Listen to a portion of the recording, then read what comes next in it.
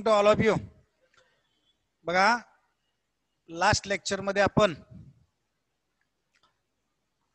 साधारण एखाद्या कॉइल मध्ये इंड्यूस होणारा सेल्फ इंडक्टन्स म्हणजे एखाद्या कॉइल मधून जाणारा जर करंट चेंज झाला तर त्याच्या भोवती तयार होणारं मॅग्नेटिक फील्ड सुद्धा चेंजिंग स्वरूपाचं असतं आणि ते चेंजिंग मॅग्नेटिक फील्ड चा चेंजिंग मॅग्नेटिक फ्लक्स त्याच कॉइलशी असोसिएट होतो आणि मग त्या कॉइल मध्ये एक बॅक ईएमएफ इंड्यूस होतो आणि तो बॅक ईएमएफ त्याच कॉइल मधल्या स्वतः मधल्याच चेंज इन करंटला अपोज करतो. म्हणजे त्या ईएमएफचं मॅग्नेटिक फील्ड तयार होतं ते ह्या मॅग्नेटिक फील्डच्या चेंजला अपोज करतं आणि त्या मॅग्नेटिक फील्डच्या इंटरॅक्शनच्या माध्यमातून तो ईएमएफ या स्वतः मधल्याच चेंज इन करंटला अपोज करतो, करंटच्या चेंजला अपोज करतो आणि त्यालाच आपण म्हणतो या घटनेला सेल्फ इंडक्टन्स असं म्हणतो. आणि मग या सेल्फ इंडक्टन्स आपण साधारण 3 डेफिनेशन बघितल्या. एक, दिलेल्या टाइम इन्स्टंटला त्या कॉइल मधला करंट आणि त्याच टाइम इन्स्टंटला त्या कॉइलशी लिंक असणारा मॅग्नेटिक फ्लक्स, या दोन्हीवरून पहिली डेफिनेशन केली. त्याचबरोबर आपण लेन्झ लॉ किंवा फॅराडेज लॉ म्हणा याच्यावरून ईएमएफ कॅल्क्युलेट केला, तो इंड्यूस होणारा बॅक ईएमएफ कॅल्क्युलेट केला आणि त्या बॅक ईएमएफच्या स्वरूपात एक डेफिनेशन दिली, दुसरी डेफिनेशन. त्याचबरोबर आता हा जो बॅक ईएमएफ इंड्यूस होतो तो बॅक ईएमएफ स्वतः मधल्या करंटच्या चेंजला अपोज करतो आणि हे अपोज करताना त्याच्याकडून वर्क होतं आणि हे वर्क त्या कॉइल मध्ये ऍज अ मॅग्नेटिक फील्ड च्या स्वरूपात मॅग्नेटिक एनर्जी म्हणून स्टोअर होतं. कारण वर्क म्हणजेच एनर्जी आणि एनर्जी म्हणजेच वर्क. आता हे त्या सर्किट मधली हीट एनर्जी प्रोड्यूस करतो, त्या सर्किट मधला रेजिस्टन्स ओव्हरकम करण्यासाठी हीट एनर्जी प्रोड्यूस करतो, हा पुढचा भाग. पण त्या क्षणाला मात्र त्याच्यामध्ये ऍज अ मॅग्नेटिक एनर्जी म्हणून तो स्टोअर होतो. त्याचबरोबर आपण त्याचं कंपॅरिझन पण केलं या सेल्फ इंडक्टन्स. एखादी बॉडी जर व्ही एवढ्या व्हेलॉसिटीने, एम एवढ्या मासची बॉडी व्ही एवढ्या व्हेलॉसिटीने जात असेल तर त्याची कायनेटिक एनर्जी घेतो आपण 1/2 mv². आणि मग अशाच पद्धतीनं याच्या एखाद्या कॉइल मधून चेंज इन करंट जात असेल तर त्याच कॉइल मध्ये जनरेट होणारा ईएमएफ याच्यावरून काढलेला सेल्फ इंडक्टन्स, या सेल्फ इंडक्टन्स वरून काढलेली मॅग्नेटिक एनर्जी 1/2 LI². आणि मग या दोघांमध्ये कंपॅरिझन केल्यानंतर आपल्या असं लक्षात येतं की लिनियर मोशन मध्ये जो मास म्हणजेच इनर्शिया जो त्याच्या फिजिकल स्टेटच्या चेंजला अपोज करतो, म्हणजेच रेस्ट टू मोशन किंवा मोशन टू रेस्ट येत असेल तर ती बॉडी अपोज करते या मासमुळं, म्हणून मासला म्हणतो आपण इनर्शिया.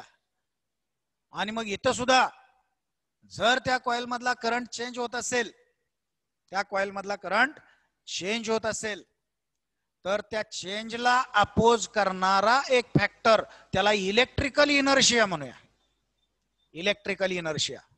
आणि हाच कन्सेप्ट आपल्या ट्यूब मध्ये सुद्धा, मध्ये एक ठोकळा दिसतोय बघा आपल्या घरातल्या ट्यूबच्या सर्किट मध्ये, त्या ट्यूबच्या बॅटनवर म्हणजे पट्टीवर एक ठोकळा दिसतो मध्ये, त्याला चोक म्हणतो आपण. त्या चोक मध्ये सुद्धा या इंडक्टन्स कॉइल आहे, त्या कॉइलचा उपयोग इनर्शिया म्हणूनच केला जातो, इलेक्ट्रिकल इनर्शिया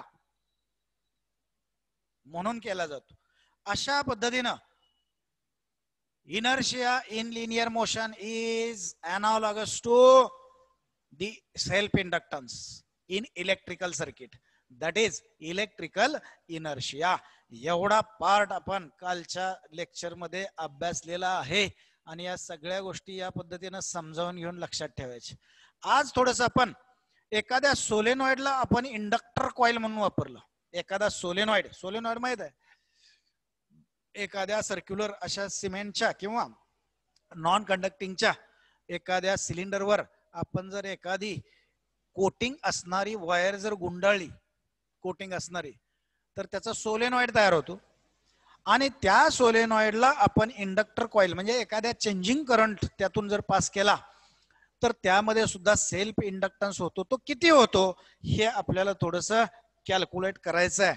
म्हणजेच self inductance of A solenoid,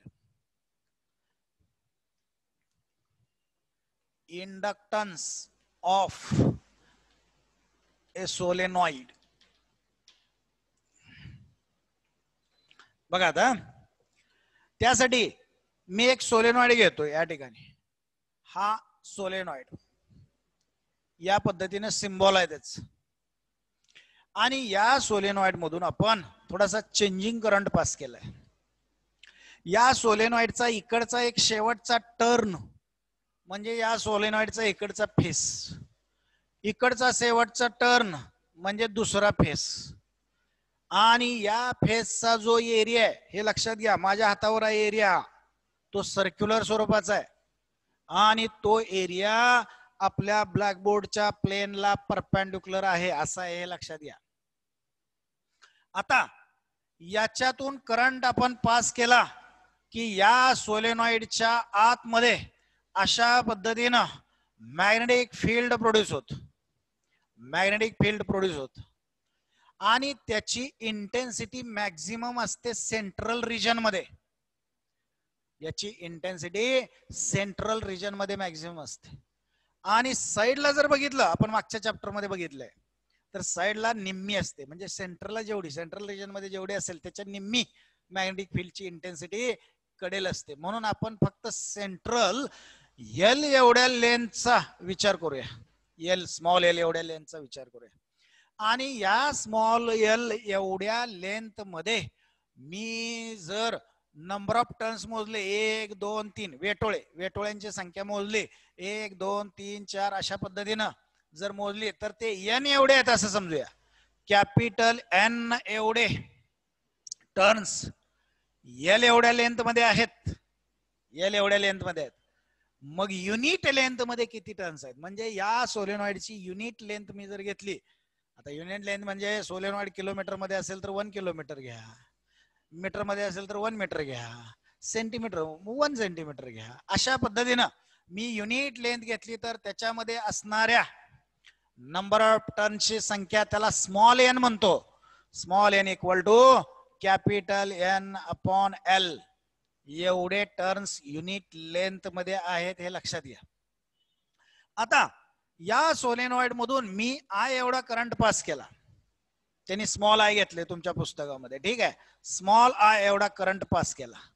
हा करंट ज्यावेळी या सोलेनॉइडच्या टर्न मधून पास होतोय त्यावेळी या सोलेनॉइडचा हा फेस एन पोल, हा फेस एस पोल, हा फेस इकडून जाणार असं घेतलं तर मग हा एस पोल आणि हा एन पोल, बाहेर पडणारा मॅग्नेटिक फील्ड. अशा पद्धतीनं या डायरेक्शन मध्ये बी एवढ्या इंडक्शनचं मॅग्नेटिक फील्ड सेंट्रल रिजनला प्रोड्यूस होतं. हा बी आपण मागच्या चॅप्टर मध्ये काढलाय, तो किती काढलाय हे लिहून ठेवतो मी लागलीच या ठिकाणी. बी इक्वल टू किती काढलाय आठवते का बघा.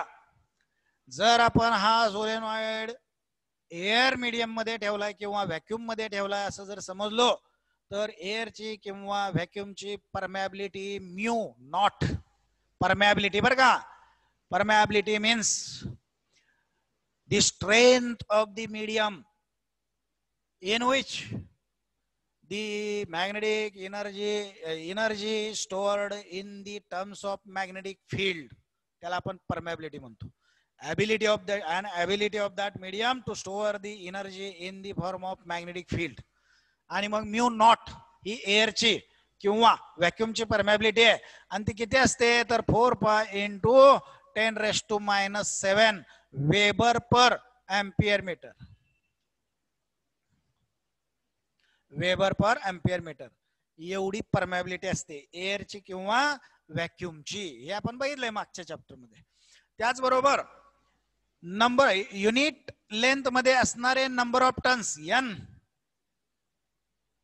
आणि त्या एका टर्न मधून जाणारा करंट आय. प्रत्येक टर्न मधून आय एवढाच करंट जातो. जेवढा आय एवढा करंट पास केलाय म्हणजे प्रत्येक टर्न मधून आय एवढा जातो. एवढं स्ट्रेंथचं मॅग्नेटिक फील्ड या ठिकाणी सेंट्रल रिजन मध्ये तयार होतं. हे आपण मागच्या चॅप्टर मध्ये बघितलंय. Magnetic fields due to electric currents हे पाहिलेलं आहे आपण. आता आपल्याला काढायचं इंडक्टन्स याच. मग या करंट आयनं प्रोड्यूस केलेलं मॅग्नेटिक फील्ड, त्या मॅग्नेटिक फील्डचा मॅग्नेटिक फ्लक्स म्हणजे number of magnetic lines of force passing normally through the given area considered about A point in magnetic field. मराठीत सांगतो, मॅग्नेटिक फील्ड मधला एखादा पॉइंट घेतला तर त्या पॉइंटच्या भोवती गिवन एरिया घेतला. गिवन एरिया बरं का, म्हणजे एवढा घ्या एवढा घ्या एवढा घ्या, काय तुम्हाला घ्यायचं तो घ्या. गिवन एरिया मधून परपेंडिक्युलर स्वरूपात नॉर्मल स्वरूपात जाणाऱ्या मॅग्नेटिक लाईन ऑफ फोर्सची संख्या म्हणजे मॅग्नेटिक फ्लक्स. हे लक्षात घ्या. आणि मग हा मॅग्नेटिक फ्लक्स किती तयार झाला तर φb एवढा मॅग्नेटिक फ्लक्स तयार झाला. किती? φb एवढा मॅग्नेटिक फ्लक्स तयार झाला. मग एका टर्नला असोसिएट होणारा मॅग्नेटिक फ्लक्स किती तर φb, कारण तयारच झालाय φb. त्यामुळे या टर्न, समजा हा टर्न मी घेतला, या टर्नशी किती असोसिएट आहे, लिंक आहे मॅग्नेटिक फ्लक्स तर φb एवढा. मग आपल्या एल एवढ्या लेंथ मध्ये टर्न्स किती आहेत तर कॅपिटल एन एवढे आहेत. आणि मग कॅपिटल एन बी एवढा फ्लक्स या आपण घेतलेल्या कॉइलशी, एवढ्याच रिजन मधली कॉइल घेतलेल्या कॉइलशी एन φb एवढा फ्लक्स लिंक झालाय, एवढा मॅग्नेटिक फ्लक्स असोसिएट झालाय. हे लक्षात घ्या.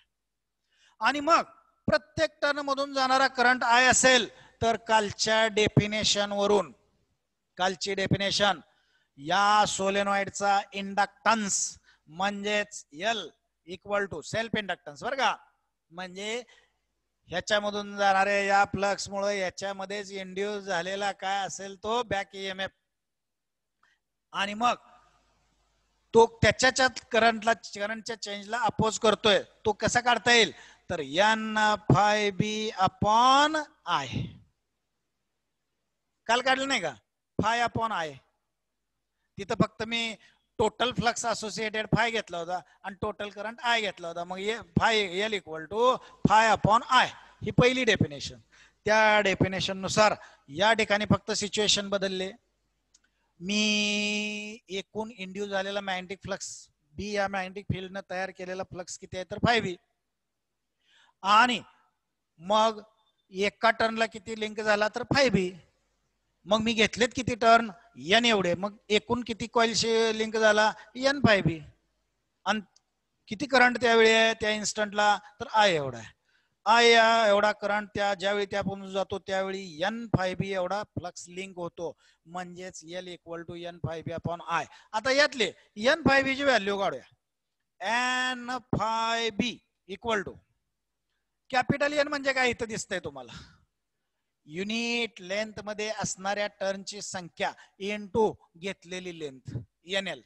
मग एनच्या ऐवजी मी लिहितो एन एल. आणि मग फ्लक्स कसा काढतो आपण तर मॅग्नेटिक फील्डची स्ट्रेंथ त्या ठिकाणी असणारी डॉट एरिया वेक्टर, म्हणजे ह्या कॉइलचा हा टर्न, त्या टर्नचा एरिया वेक्टर आहे बघा, असा आहे एरिया वेक्टर असा आहे. मग एरिया वेक्टर आणि बी दोघच्या दोघं एकाच डायरेक्शन मध्ये आहेत, म्हणजे दोघांमधला अँगल 0 म्हणजे cos 0 1 म्हणजे बी ए. किंवा असं सोडवतो अगोदर, बी डॉट ए एवढा फ्लक्स असोसिएट आहे, हेच मी असं लिहितो N L B A cos theta. मग एरिया वेक्टर आणि बी यांच्यामधला अँगल थीटा आहे 0, theta equal to 0, cos theta equal to 1. आणि मग एन φb इक्वल टू बघा किती झाला एन एल बी ए एवढा फ्लक्स झाला बघा. एन एल बी ए एवढा फ्लक्स त्या इन्स्टंटला त्या कॉइलशी असोसिएट आहे. मग आपला इंडक्शन किती झाला बघा, self induction L equal to self induction L equal to NLBA divided by I. याला इक्वेशन 2 म्हणतो, याला इक्वेशन 1 म्हणतो, याला इक्वेशन 2 म्हणतो. एवढा फ्लक्स असोसिएट झाला बघा. आता आपल्याला सेल्फ इंडक्टन्स झाला. आता एवढा सेल्फ इंडक्टन्स झाला, ठीक आहे. यात बी ची व्हॅल्यू मला माहित आहे बघा, आपण काढलेली आहे मागच्या चॅप्टर मध्येच. ही बी ची व्हॅल्यू परत एकदा लिहितो. Induced magnetic field at the central region of the solenoid is always equal to mu naught Ni. टाकूया व्हॅल्यू येतं. So L equal to mu NL into mu 0 Ni into A divided by I. This I gets cancel. Current झाला cancel. So L equal to N into N square. N square L. So mu naught अगोदर घेतो. mu naught N square L A झाला बघा inductance. याला equation 3 म्हणतो. बघा inductance in terms of volume of the solenoid. या सोलेनॉइडचा volume, volume म्हणजे A into L, area of cross section. हा एरिया ऑफ क्रॉस सेक्शन इकडचा, A इंटू काय असेल ती लेंथ, म्हणजे एवढ्याचा झाला volume. AL equal to volume आहे लक्षात ठेवा. पण लिहिलं आपण एरिया ऑफ क्रॉस सेक्शन आणि लेंथच्या स्वरूपात. आणि मग V एवढ्या व्हॉल्यूमचा जर सिलेंडर घेतला, आपलं सोलेनॉइड घेतला, सिलेंड्रिकल सोलेनॉइड जर घेतला, तर त्या सोलेनॉइडचा इंडक्टन्स किती असतो बघा, म्यू 0 N स्क्वेअर.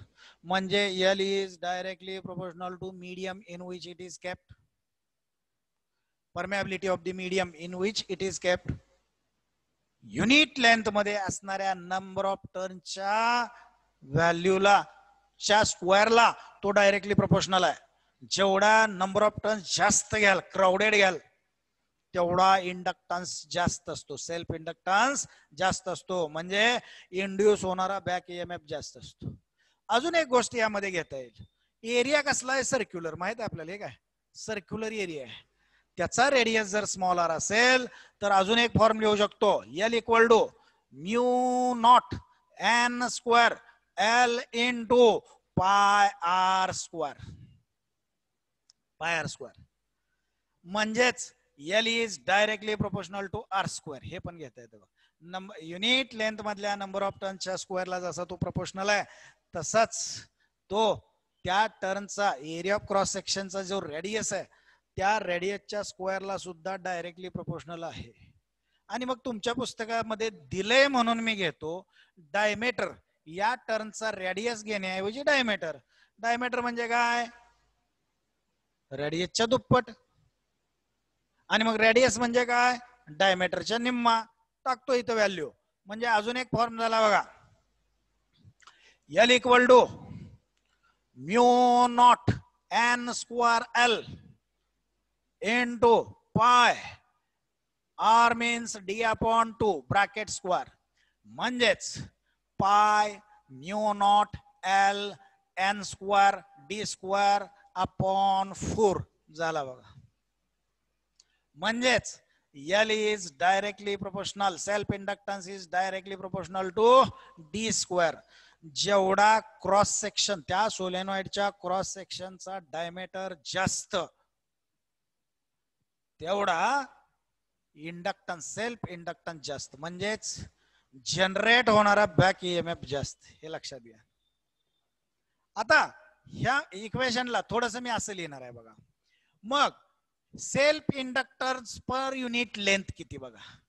म्हणजे या सोलेनॉइडचा युनिट लेंथचा तुकडा मी जर घेतला, युनिट लेंथचा तुकडा, तर त्या युनिट लेंथच्या तुकड्यामध्ये इंड्यूस होणारा सेल्फ इंडक्टन्स किती आहे, तर तो बघा इथं इथं L ला फक्त इकडे घेतो, म्यू 0 N स्क्वेअर A एवढा आहे. हे एक इक्वेशन पुढे आपल्याला यूज होणार आहे, म्हणून अशा स्वरूपात एक इक्वेशन देतो. गरज नाही पण देतोय, कारण हे इक्वेशन परत आपल्याला यूज करायचं आहे थोडस पुढं. लक्षात आलं का बघा. अशा पद्धतीनं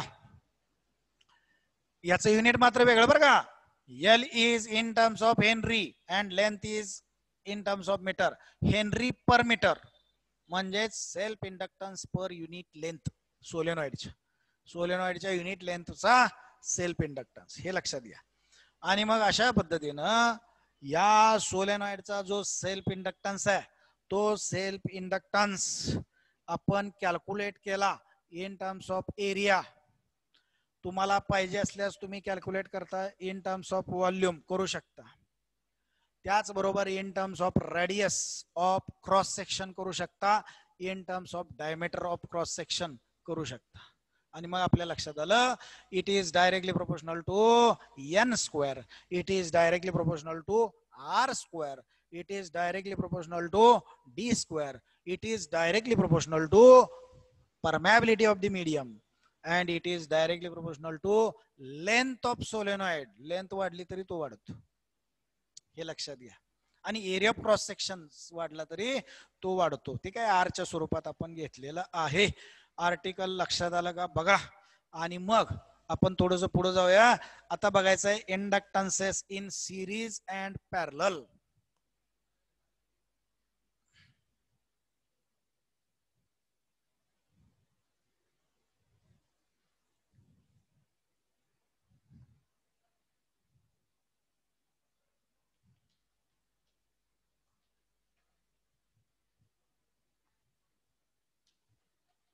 बघा आता सिरीज सर्किट कोणाला म्हणतो आपण, कशाला सिरीज सर्किट म्हणतो.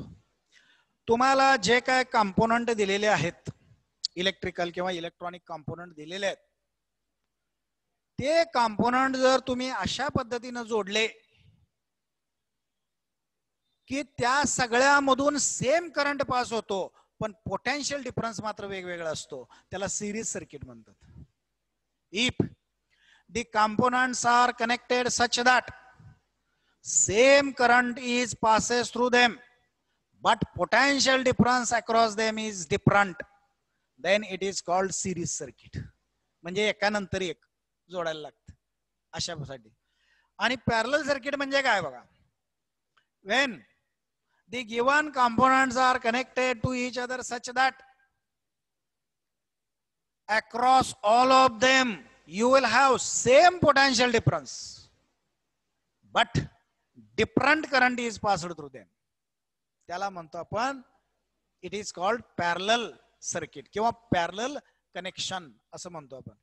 मग आता आपण मगाशी बघितलेले जे इंडक्टन्सेस आहेत, इंडक्टर कॉइल्स आहेत, या इंडक्टर कॉइल्स आपल्याला पहिल्यांदा जोडायचे सिरीज मध्ये जोडायचे. पहिल्यांदा जोडूया सिरीज मध्ये.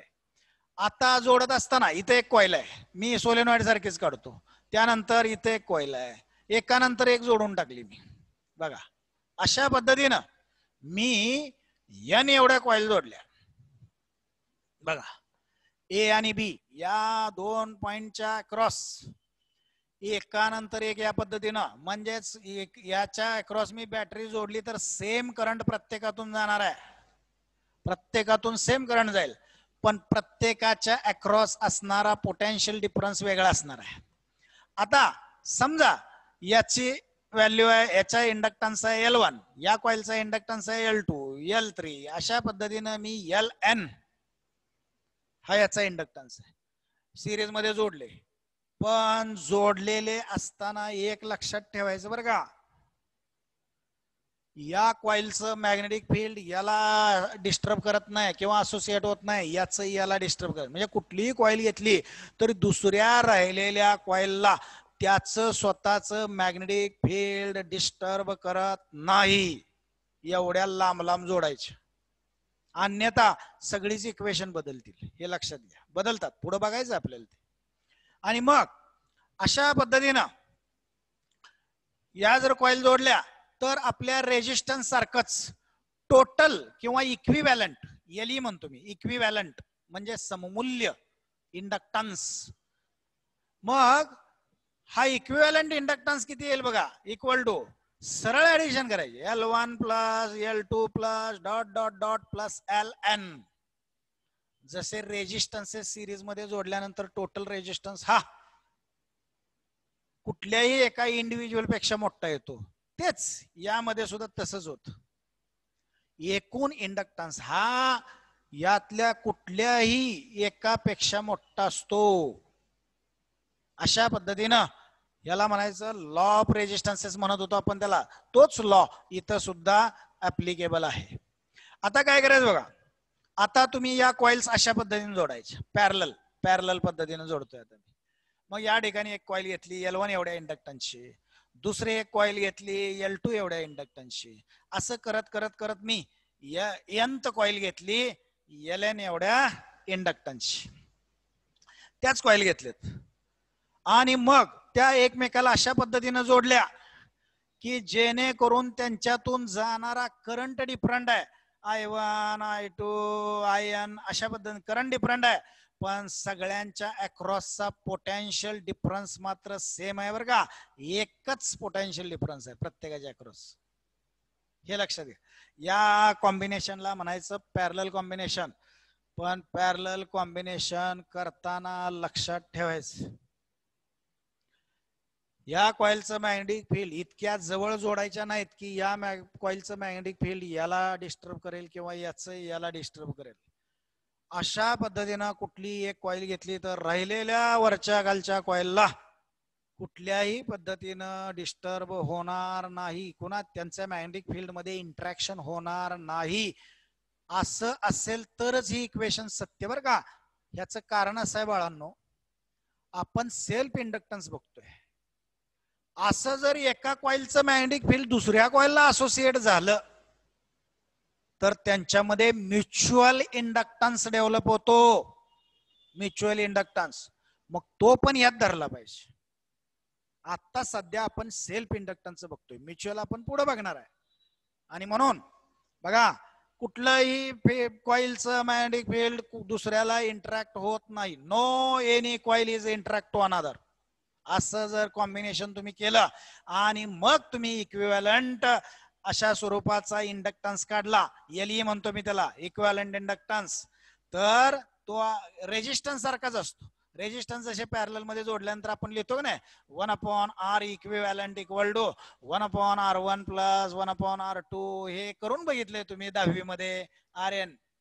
त्याच पद्धतीनं 1/L इक्विव्हॅलंट किंवा LE equal to 1/L1 plus 1/L2 plus dot dot dot plus 1/Ln. म्हणजे लॉ ऑफ रेजिस्टन्स सेकंड तोच ओबे होतो, इथं तोच ओबे होतो, लक्षात ठेवायचं. अशा पद्धतीनं इंडक्टन्सेस जर सिरीज किंवा पॅरलल मध्ये जोडले तर आपल्याला त्या कॉम्बिनेशनचा equivalent inductance, self inductance calculate करता येतो. फक्त एका आणि एका अटीवर, no any inductor coil is affect to another coil by their magnetic field. असं असेल तर. लक्षात आलं. आता एक आर्टिकल बघूया. आता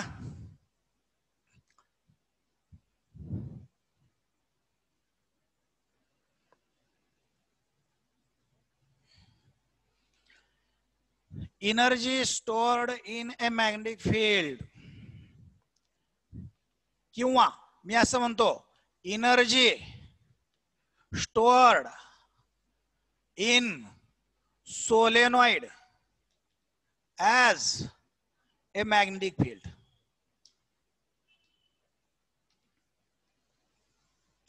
काढलंय आपण मागच्या वेळी कॅल्क्युलेट केलेलं वर्क, म्हणजेच मॅग्नेटिक फील्डच्या स्वरूपात त्या सेल्फ इंडक्टर मध्ये किंवा इंडक्टर कॉइल मध्ये स्टोअर झालेली एनर्जी परत एकदा बघायची.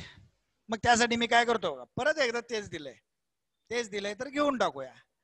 मग नेहमीप्रमाणे एक इंडक्टर कॉइल घेतली, अशीच दाखवत मी सोलेनॉइड सारखी. या इंडक्टर कॉइल मधून एका पर्टिक्युलर इन्स्टंटला I एवढा करंट मी पास केला.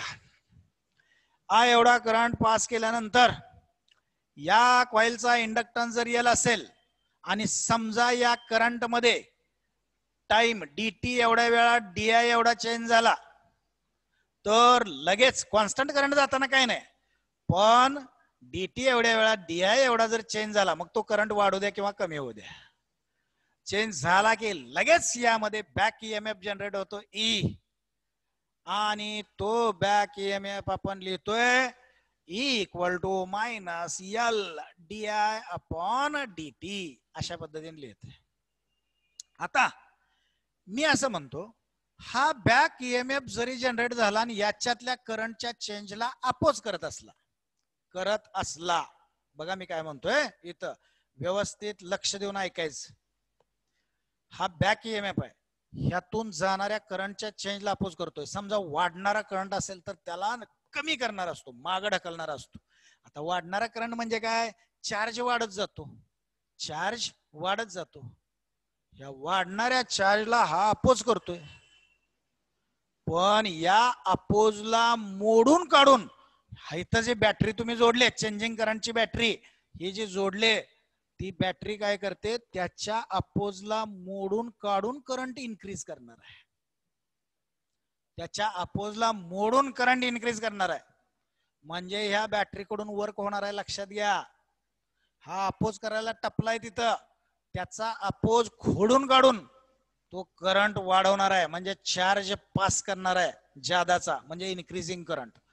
आणि मग मी असं म्हणतो, या बॅक ईएमएफ च्या विरोधात, बॅक ईएमएफ ई च्या विरोधात डीक्यू एवढा चार्ज, बघा मी काय म्हणतोय, डीक्यू एवढा चार्ज याच्या विरोधात या कॉइल मधून पास करण्यासाठी या बॅटरी सोर्सला, या इलेक्ट्रिकल सोर्सला डीडब्ल्यू एवढं वर्क करावं लागतं. त्यानं नाही केलं तर करंट इन्क्रीज होणारच नाही, कारण बॅक ईएमएफ त्याला डिक्रीज करायला टपलायच, म्हणजे सेल्फ इंडक्टन्स त्याला डिक्रीज करायला टपलेला आहे. त्याच्या विरोधात ई एवढ्या ईएमएफच्या विरोधात, बॅक ईएमएफच्या विरोधात डीक्यू एवढा चार्ज त्याला जर तिकडं न्यायचा असेल तर त्याच्याकडून डीडब्ल्यू एवढं वर्क व्हावंच लागेल. आणि मग आपण म्हणतो work equal to potential difference किंवा ईएमएफ इन टू चार्ज. ही डेफिनेशन रे, पोटेन्शियल डिफरन्सची डेफिनेशन करत नाही, 11वी मध्ये केली बघा. V equal to W upon Q. Electric फील्डच्या विरोधात क्यू एवढा चार्ज, इलेक्ट्रिक फील्ड मधल्या एका पॉइंट पासून दुसऱ्या पॉइंट पर्यंत घेऊन जाण्यासाठी मला जर डब्ल्यू एवढं वर्क झालं तर युनिट चार्ज त्या 2 पॉइंट मधून नेण्यासाठी किती वर्क होईल, डब्ल्यू अपॉन क्यू. त्यालाच म्हणतो आपण पोटेन्शियल डिफरन्स. फक्त इथं पोटेन्शियल डिफरन्स म्हणण्याऐवजी आपण म्हणतोय ईएमएफ. बघा, मग EMF equal to W upon Q, मग W equal to Q E, हेच घेतलंय मी इथं. फक्त चार्ज क्यूच्या ऐवजी डी क्यू म्हणतोय, स्मॉल चार्ज घेतलाय, infinitely small charge. D Q एवढा ई च्या विरोधात डिस्प्लेस करण्यासाठी लागणार बॅटरी सोर्सनं केलेलं वर्क. पण आता इकडे लक्षात घ्या, हा चार्ज आपण डिस्प्लेस करतोय फॉरवर्डिंग डायरेक्शन मध्ये, ईएमएफ त्याला कमी करण्याचा प्रयत्न करतोय, म्हणजे तो ढकलतोय बॅकवर्ड डायरेक्शन मध्ये. म्हणजे ई आणि डी क्यू एकमेकाच्या विरोधात आहेत, लक्षात घ्या. म्हणून फक्त आपल्या वर्क येईल निगेटिव्ह, मग वर्क येईल निगेटिव्ह. निगेटिव्ह वर्क आपण केमिस्ट्रीमध्ये घेतो, सिस्टीमवर सराउंडिंग न केलेलं वर्क, पण आपल्या फिजिक्स मध्ये नाही घेत. म्हणून मला या दोघांची डायरेक्शन घेतली पाहिजे मायनस, एकमेकाच्या विरोधात आहेत. ई आणि d q they are opposite to each other. मग खालच्यात घेतो, इथं असं लिहितो सगळं हे, आणि मग work done must be equal to minus E d q. Work done must be equal to minus E d q. एवढं वर्क झालं बघा. आता मला पाहिजे टोटल वर्क. या बॅटरी सोर्सनं जो काय करंट इन्क्रीज केला, आपण इन्क्रीज घेतोय, डिक्रीजला पण ते लागू असतं बरं का. या बॅटरी सोर्सनं जो काय या इंडक्टर कॉइल मधून करंट इन्क्रीज केला, आणि त्या इन्क्रीज्ड करंट मध्ये टोटल चार्ज जो काय क्यू नेला, त्या सगळ्यासाठी मला वर्क डन पाहिजे. आणि मग हे वर्क डन काढण्यासाठी मी काय करणार, या इक्वेशनचं घेणार इंटिग्रेशन. बघा, या इक्वेशनचं घेणार integration for the total work. Integration d W equal to integration minus E into d q. आणि मग टोटल वर्कला आपण म्हणूया डब्ल्यू, DW च्या ऐवजी त्याचा डब्ल्यू म्हणू. आता यात व्हॅल्यू टाकूया. ई ची व्हॅल्यू इथं काढली बघा आपण, इक्वेशन 1 म्हणतो मी याला. हे इक्वेशन 1 मध्ये काढलेली ई ची व्हॅल्यू टाकून देऊया तिथं आपण. म्हणजे integration minus L DI by DT into DQ minus minus plus, म्हणजेच integration L DI upon DT into DQ.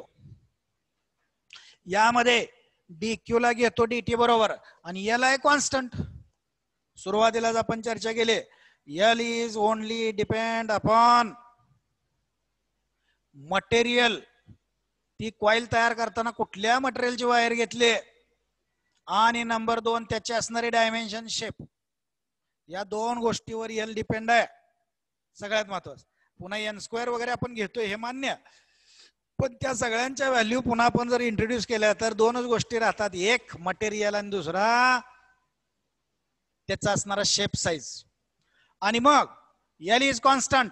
आता एकदा कॉइल तयार केली मी, आता त्याच्या शेप साईज आणि मटेरियल मध्ये बदल करत नाही. L constant integration of DI into DQ upon DT.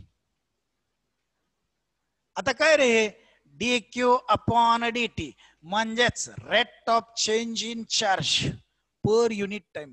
म्हणजे युनिट टाइम मध्ये त्या कॉइल मधून किती चार्ज गेला ह्यालाच म्हणतोय आपण करंट. ही करंटची डेफिनेशन आहे आय. मग आय एवढा करंट दिलायच की मी इथं, आणि मग ही व्हॅल्यू तिथं टाकतो. म्हणजेच it is W equal to L into integration of DI into I. आता फक्त लिहिताना व्यवस्थित लिहितो बघा. Work done equal to L into integration of I DI. म्हणजेच करंट मध्ये करंटचं integration with respect to change in current. Change in current नुसार त्या करंट मध्ये होणारा करंटचं इंटिग्रेशन, करंट मध्ये होणारी वाढ. मग आपण घेऊया integration W equal to L into I² upon 2. आणि मग आलं बघा W work equal to 1/2 L into I². हेच आपण पॉवरच्या डेफिनेशन वरून काढलं मागच्या आर्टिकल मध्ये. कुठल्या आर्टिकल मध्ये, तर सेल्फ इंडक्टन्सच्या आर्टिकल मध्ये हेच आपण कॅल्क्युलेट केलं. ते फक्त आपण पॉवर वरून काढलं. पॉवर म्हणजे EI आणि पॉवर म्हणजे वर्क अपॉन टाइम. त्यातला टाइम घेतला तिकडं आणि वर्क कॅल्क्युलेट केलं. आणि इथं काढलं आपण सरळ आपला EMF न बॅक EMF न जे काय वर्क होईल बॅक EMFचं त्या करंटच्या चेंजला अपोज करण्याचं त्याच्यावरून काढलं. आता हे वर्कडन जातो कुठं, तर हे वर्कडन मॅग्नेटिक फील्डच्या स्वरूपात B च्या स्वरूपात या कॉइल मध्ये स्टोअर होतं. या कॉइल मध्ये स्टोअर होतं. आणि पुन्हा काय होतं, हे स्टोअर झालेली मॅग्नेटिक एनर्जी करंट प्रोड्यूस करणार आहे आणि मग रेजिस्टन्स मधून जाताना हीट प्रोड्यूस होणार आहे. तर नंतरचा भाग आहे, तिथपर्यंत आपल्याला जायचं नाही. This work is stored in that coil as a magnetic energy. म्हणून त्याला म्हणतो मी UB. बघा इकडं UB असं म्हणतो. So UB equal to work done म्हणजेच 1/2 LI². झाले बघा. अशा पद्धतीनं या सोलेनॉइड मध्ये किंवा एखाद्या कॉइल मध्ये, इंडक्टर कॉइल मध्ये जर चेंजिंग करंट पास झाला तर त्या चेंजिंग करंट मुळे त्याच्यामध्ये जे काय मॅग्नेटिक फील्ड एस्टॅब्लिश होतं त्या मॅग्नेटिक फील्डच्या स्वरूपात एनर्जी एवढी धरून ठेवली जाते. हे लक्षात घ्या. आता आपल्याला बघायचं आहे एनर्जी डेन्सिटी काढूया. हे झाली एनर्जी, एवढी एनर्जी स्टोअर होते. आता एक छोटस आर्टिकल एनर्जी डेन्सिटी, त्याचे एक 2 फॉर्म बघूया. Energy density, energy density. आता डेन्सिटी माहित आहे, डेन्सिटी म्हणजे या कॉइलच्या युनिट व्हॉल्यूम मध्ये स्टोअर होणारी मॅग्नेटिक एनर्जी युनिट व्हॉल्यूम मध्ये. हे लक्षात घ्या बरं का. मग आता मी असं म्हणतो की त्या कॉइलचा व्हॉल्यूम आहे V. बघा ही कॉईल इथं काढतोय तुमच्या माहितीसाठी. या कॉईलचा मी एवढा व्हॉल्यूम घेतलाय व्ही, आणि तेवढ्यात एनर्जी किती स्टोअर झाली तर युबी काढलेली आपण हे बघा इथं. ही या एवढ्याचा इंडक्टर जर एल असेल, त्याच्यामधून जाणारा करंट आय असेल, तर एवढी एनर्जी मॅग्नेटिक त्याच्यामध्ये स्टोअर झाली. आणि मग एनर्जी डेन्सिटी म्हणजे काय, the amount of energy per unit volume, त्याला म्हणायचं एनर्जी डेन्सिटी. मी स्मॉल युबी न दाखवतो, स्मॉल युबी न एनर्जी डेन्सिटी दाखवतोय, आणि कॅपिटल युबी न टोटल एनर्जी दाखवतोय. ही टोटल एनर्जी. आणि आता मी घेतोय एनर्जी डेन्सिटी, म्हणजे जिथं काय मॅग्नेटिक फील्ड तयार झाले त्या मॅग्नेटिक फील्ड मधला मी युनिट एरिया घेतला, तर त्या युनिट मध्ये एरियामध्ये स्टोअर होणारी magnetic energy, the amount of magnetic energy stored in the magnetic field per unit volume is called energy density किंवा मॅग्नेटिक एनर्जी डेन्सिटी. मॅग्नेटिक वाटल्यास शब्द लावतो त्याला, सोपं आहे, काय अवघड नाही. Magnetic energy density. मग काढूया मॅग्नेटिक एनर्जी डेन्सिटी. मी फॉर्म्युला घेतोय बघा तिथला युबीचा, 1/2 Li² डिवायडेड बाय व्हॉल्यूम म्हणजे काय तर area of cross section into काय असेल ती length, area of cross section into length. मग area of cross section A into length. आता हेच लिहिताना फक्त असं लिहितो बघा, फक्त लिहिण्याची स्टाईल बदलतो. 1/2 L/L म्हणजेच इंडक्टन्स पर युनिट लेंथ. मगाशी काढून ठेवला बघा कुठंतरी, inductance per unit length into I²/A बाजूला घेतला, I²/A बाजूला घेतलाय, L/L बाजूला घेतला, 1/2 बाजूला घेतला. आता या L/L ची व्हॅल्यू म्हणजे इंडक्टर पर युनिट लेंथ आपण मागच्या आर्टिकल मध्ये काढून ठेवलंय.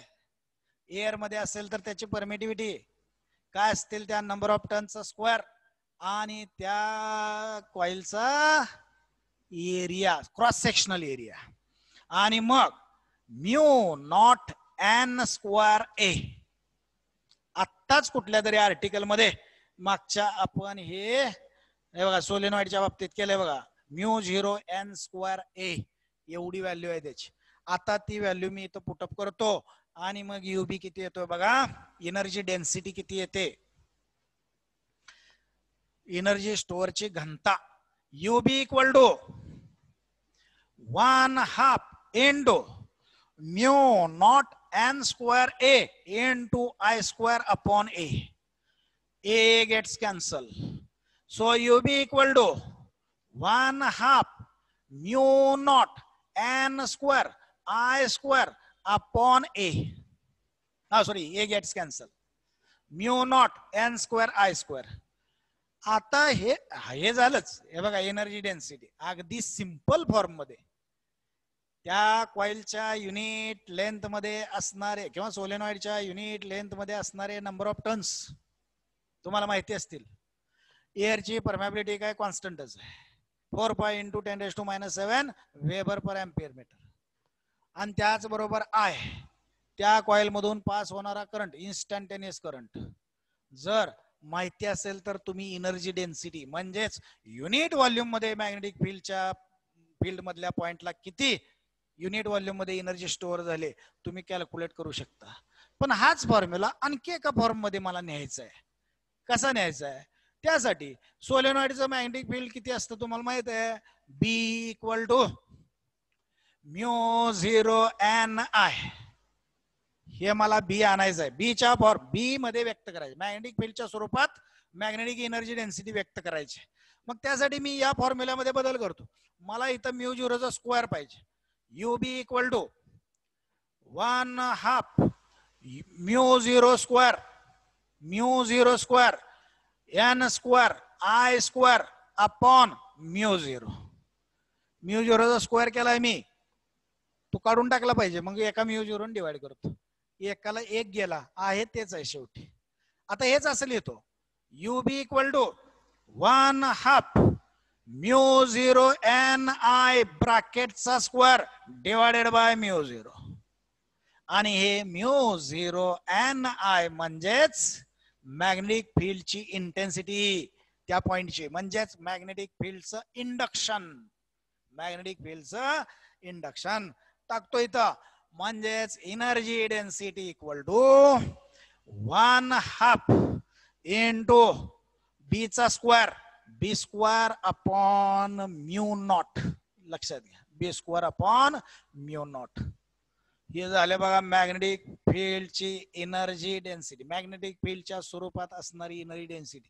म्हणजे जे काय मॅग्नेटिक फील्ड तिथं तयार होतं या सोलेनॉइड मध्ये, त्या मॅग्नेटिक फील्ड मधला एखादा पॉइंट घेतला तर त्याच्या अबाउट युनिट व्हॉल्यूम मध्ये स्टोअर होणारी एनर्जी, जी एनर्जी बॅटरी सोर्स देते बरं का, बॅटरी सोर्स न केलेलं वर्क त्याच्यामध्ये मॅग्नेटिक फील्डच्या स्वरूपात एनर्जी स्टोअर झालेली एनर्जी पर युनिट व्हॉल्यूम एवढी स्टोअर होते.